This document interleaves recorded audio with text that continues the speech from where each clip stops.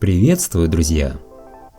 Праворульные автомобили производили не только в странах с левосторонним движением, таких как Япония и Англия, но и в СССР. Возникает вопрос, а зачем? Ведь движение у нас как было, так и остается правосторонним. Большинство из вас скажет, что советские машины с рулем, расположенным справа, предназначались для экспорта. И будете правы. Действительно, большинство таких машин уходило в другие страны. Стоит сказать, что в некоторые периоды 20 века автопром СССР был достаточно активным на международной арене и порой чувствовал себя настолько уверенно, что выпускал праворульные модификации советских моделей. Такой шаг был необходим, иначе автомобили из Советского Союза на рынке стран с левосторонним движением просто бы не пустили. И покупатели этих стран потеряли бы возможность приобрести недорогой, но крепкий и неприхотливый автомобиль. Именно такую репутацию имели советские легковушки у жителей тех стран. Однако не только экспортные поставки были причиной переноса рулевого колеса с привычной для нас левой стороны на правую. Делалось это еще и на машинах, которые использовались внутри страны. Некоторые автомобили переделывали для удобства работы представителей определенных профессий.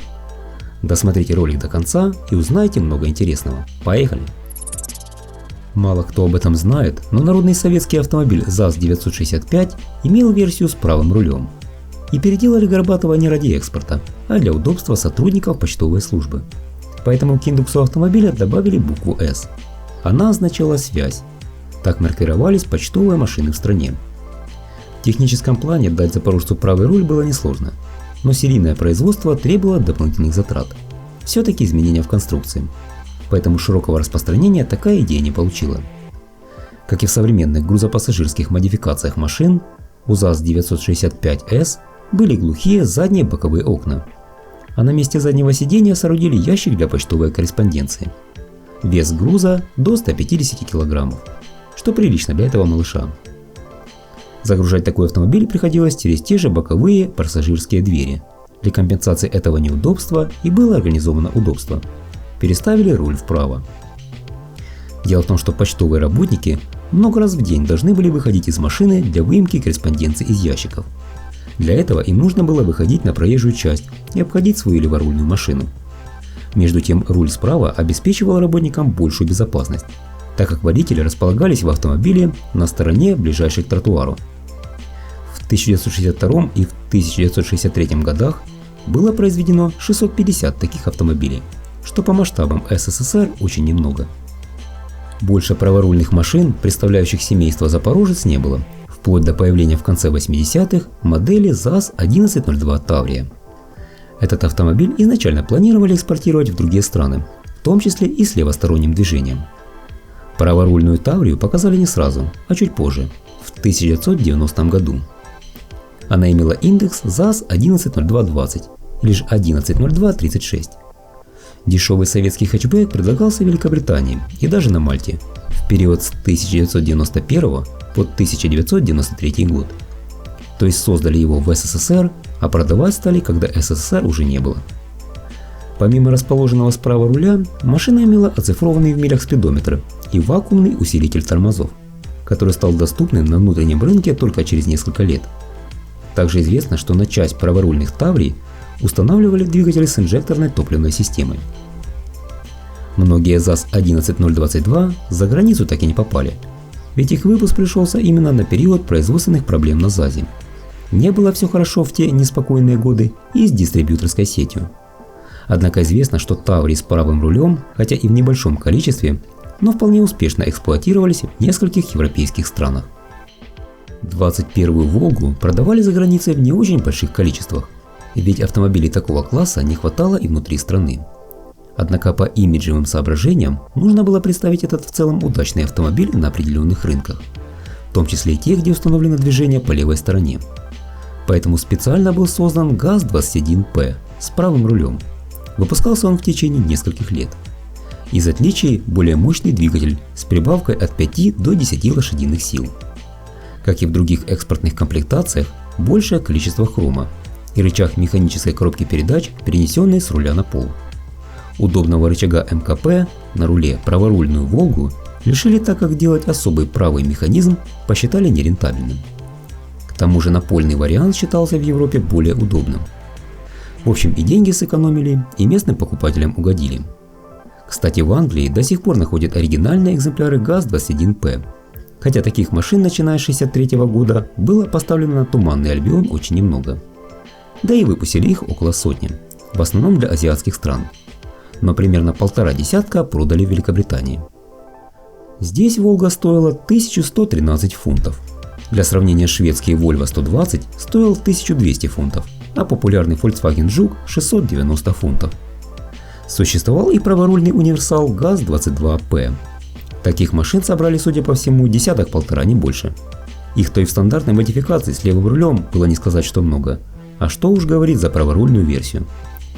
Интересно, что и следующая модель горьковского автозавода ГАЗ-24, тоже с правым рулем, была официально доступна в Британии, но уже по спецзаказу. 24-я Волга имела панель приборов, которая сразу при разработке была рассчитана на минимальные переделки для версий с правым рулем. Существовали 3 подобных модификации. Базовая ГАЗ-2474, для тропического климата ГАЗ-2454 и с импортным дизелем ГАЗ-2456. Собрали около 1000 таких машин, большинство из которых ушли в азиатские страны, в частности в Индонезию. Одной из самых успешных экспортных моделей Волжского автозавода была Нива, и она, разумеется, предлагалась и в версии с правым рулем. Советский внедорожник, предназначавшийся для стран с левосторонним движением, имел заводской индекс ВАЗ-21212. Производили его ограниченным тиражом, в основном для рынка Англии. Также поставки осуществлялись в Австралию, Новую Зеландию, Мозамбик и Ямайку. Известно также о поставках небольшой партии праворуких Нив в Японию, куда советские автомобили ни ранее, ни позже не проникали. Праворульная Нива в люксовом исполнении носила имя Косак. Она предлагалась в Англии с 1987 года. Кроме некоторых доработок экстерьера, она отличалась легкосплавными дисками и некоторыми другими опциями. Что касается обычного ВАЗ-21212 с правым рулем, то в Англии он присутствовал с 1983 года. Но и до этого, начиная с 1978 года, британцы имели возможность купить советский внедорожник, но только с левым расположением руля. Однако на экспорт праворульные версии автомобилей ВАЗ начали уходить еще до появления Нивы. Поставки начались в 1974 году. И неудивительно, ведь завод в Тольятти был построен по современным европейским стандартам, хоть и по советским требованиям. Поэтому автомобили пользовались спросом на всех континентах, и там, где движение было левосторонним. Практически все вазовские модели имели модификации с правым рулем, начиная с копейки в вариантах седан и универсал. Причем в некоторых странах на рынке одновременно могли присутствовать и Лады, иностранное наименование Жигулей, и Fiat 124. И многие покупатели останавливали свой выбор именно на советской малолитражке, так как было известно, что она крепче и надежнее. Возможно, поэтому у британцев и ценник на Lada 1200, наш ВАЗ-2101, был выше, чем на 124-й Fiat. За ВАЗ просили 981 фунт, а за Fiat 774 фунта. В середине 70-х эстафету успеха на европейских рынках переняли новые модели Lada с правым рулем. Часто в сети можно увидеть фото ВАЗ-2106 и ВАЗ-2105 в праворульном исполнении. Однако правым рулем оснащались и тройки, и четверки, и семерки. Ну и, конечно, Нива, о которой я уже рассказал. На разных рынках автомобили имели свои названия. Так, в Великобритании моделям ВАЗ-2105 и ВАЗ-2107 присвоили имя Рива. Так британцам, да и европейцам в целом было легче воспринимать название автомобиля. В СССР же цифровой индекс вполне всех устраивал. Позже появились и праворульные машины нового переднеприводного семейства. ВАЗ-2108, ВАЗ-2109 и ВАЗ-21099. Они были рассчитаны не только на рынок Англии, но и Австралии. Пожалуй, самыми успешными автомобилями советского производства по части экспортных продаж были москвичи. В 60-х годах, еще до появления «Жигулей», продукция МЗМА, а позже АЗЛК, имела огромный успех на зарубежных рынках, во многом благодаря своей низкой цене. Но и по комфорту, а также техническим характеристикам, советские легковушки в то время мало чем уступали конкурентам из Западной Европы. Дошло до того, что каждая вторая машина уходила за границу, чтобы удовлетворить немалый спрос. Покупателям из стран с левосторонним движением была предложена праворульная модификация москвича. Первым в середине 60-х правый руль получил 408-й москвич, а позже его обновленная версия с индексом 412. В Великобритании Москвич 412 стоил 449 фунтов, чуть дешевле уже упомянутого мною Fiat 124. В эту страну поставлялись москвичи в кузовах седан, пикап, фургон и универсал. К слову, британцы могли купить не только стандартный пятидверный универсал, но и трехдверный, который был переделан местным дилером из фургона. Такие же москвичи продавались и в некоторых леворульных странах, таких как Финляндия. Что касается москвича 434P с правым рулем, то не все такие автомобили уходили на экспорт, часть из них оставалась в Союзе, так как эти машины использовались в том числе и советскими почтовыми службами. Правое расположение руля здесь стало таким же преимуществом, как и в случае с ЗАЗ-965С, о котором я рассказал в первой половине видео. Почтальону, объезжавшему почтовые ящики, было намного удобнее и безопаснее выходить непосредственно на тротуар, а не на проезжую часть. А покидать кабину приходилось многократно каждый день. Таким образом, праворулька решала сразу два вопроса: работа в некоторых сферах внутри страны и экспортные продажи. С середины 70-х годов автомобили «Москвич» начали проигрывать стремительно развивающимся конкурентам, поэтому экспорт продукции АЗЛК быстро сошел на нет. Интерес к ней на Западе стал угасать. Сказались вялая для того времени динамика и устаревший дизайн. В течение 70-х и даже в начале 80-х завод предпринимал попытки создать универсал и фургон на базе уже дальнейшего развития «Москвича» модели 2140. На фото вы можете видеть машину с правым рулем. Производились ли серийно эти автомобили, неизвестно. Если что-то и выпустили, то в мизерном количестве. При создании грузовиков ГАЗ-53 возможность переноса органов управления слева направо закладывалась еще на этапе проектирования базовой модели. И неудивительно, ведь предшественник ГАЗ-51 хорошо продавался, в том числе и в странах, где у машин был руль справа. Однако у 51-го никогда не было правого руля. В странах с левосторонним движением покупали так, как есть. В те годы это еще было в порядке вещей. Следующую модель на ГАЗе решили сделать как положено. Первый опытный образец праворульного газона был построен в конце 1962 года. От стандартного 53-го он отличался конструкцией рулевого управления и панели приборов, а также приводом сцепления, акселератора и рабочей тормозной системы.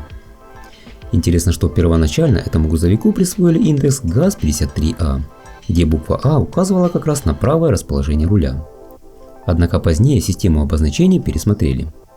Индекс 53А получила модернизированная версия базовой модели для внутреннего рынка. А экспортные праворульные модификации, начиная с 1965 года, стали называться ГАЗ-5354. В усиленном варианте грузовик получил название ГАЗ-5380. Он имел повышенную до 5 тонн грузоподъемность. Существовала и модификация ГАЗ-5376, предназначенная для Индии. Она оснащалась дизельным мотором Перкинс. Хотя работы в этом направлении велись активно, ни одна из этих праворульных моделей в серию так и не пошла. Видимо, на ГАЗе решили не тратиться на изменение конструкции и как раньше поставлять машины с традиционным расположением руля. Благо, это и не особо мешало поставлять грузовые машины в праворульные страны. Один из ярких примеров – грузовики КРАС, поставляемые в Великобританию. Кременчуки даже не думали переставлять руль, англичане покупали и так. На этом все, друзья. Надеюсь, вам понравилось. Не забудьте оценить видео после просмотра и оставить свой комментарий. Также приглашаю всех подписаться на мой телеграм-канал. Там вы найдете много интересных материалов. Всего доброго, до свидания.